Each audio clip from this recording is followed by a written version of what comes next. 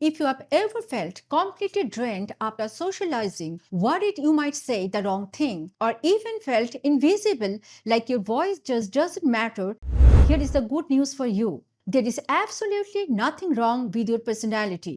You can nurture genuine connection, feel heard, and actually enjoy being social without forcing yourself to fake it. People often think you have to be either an introvert or an extrovert, but here's the truth. Most of us actually fall somewhere in between. We are mostly ambivert. That means we enjoy our quiet me time and we can also light up in conversations, meetings, and events when we need to. And that's pretty liberating. You don't need to pretend to be someone you are not. In the name of personality development, you don't have to erase your introverted side. You just need to learn how to add more colors to your personality palette so you can show up as your full self in any situation. You can keep your love for calm, quiet moments and also thrive in social situations without losing your authenticity. Social confidence isn't a fixed personality trait, it's a skill. Like learning guitar, cooking, or coding, you can practice it, refine it, and master it. You don't need to be born with it. And here is something practical. Start by reflecting on where you naturally shine and feel energized. Begin with something doable that you are comfortable with, like talking to two people this week, and then gradually stretch yourself bit by bit. Gradual social exposure is like weightlifting. You don't start with the heaviest dumbbell in the gym.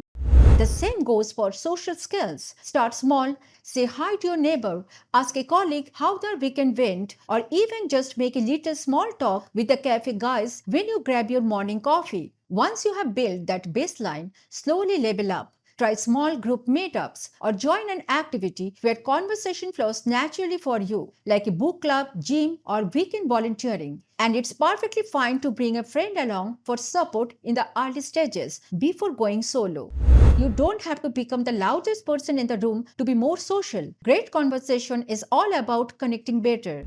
And one of the simplest hacks, ask open-ended questions that can't be answered with just yes or no. Instead of asking, did you like the movie? Try, what did you think about the ending? And then actually listen. Show genuine interest through body language. Sit comfortably, hold soft eye contact, nod as they speak, and smile when it feels natural. Because honestly, people may not remember your exact words, but they will remember how you made them feel. And here is a pro tip. Keep a few go-to conversation topics ready. Hobbies, travel stories, recent events, or even trending Netflix shows. These little tools make introductions flow effortlessly and wipe away the fear of awkward silence. Gradually make it a part of your lifestyle. Say yes to more invitation even if it's just for an hour. Join clubs, volunteering groups, community activities you actually care about. Prepare a short, friendly self-introduction you can use anywhere, whether you are at work, in class, or meeting someone new, so you can present yourself confidently. Use social media to nurture connection between meetups and keep a simple journal to track your progress. You'll be surprised how far you have come. And here's the secret. Celebrate every tiny wins. Even if all you did was say hi to someone in passing, that counts. Confidence grows through this tiny, repeatable moment. They stack up over time. Each time you reward yourself joyfully for moving forward, your brain begins to link social interactions with positive emotions. As a result, within just few weeks, socializing starts to feel more natural and even fun. And here is the thing, extroverted energy can be draining if it's not your natural state. So balance is key. Pay attention to your personal energy patterns. Mix your high energy days with cozy, quiet evening. Schedule solo time between social events, spending it on your favorite hobbies. Understand when to step forward, when to step back, and when to recharge. Pick your social settings based on what you need or want, not just what others expect. And if you ever feel overstimulated, step away. Even a 5-minute relaxing break can save you from burning out. When you learn to manage your energy, you stop dreading socializing and actually start enjoying it.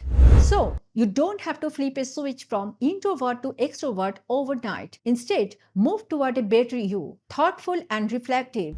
yet confident and comfortable in social settings. Truly, the best of both worlds. If you found this helpful, share it with someone who needs to hear it. Subscribe for more practical personal growth tips and let me know in the comments how do you handle your biggest social challenge.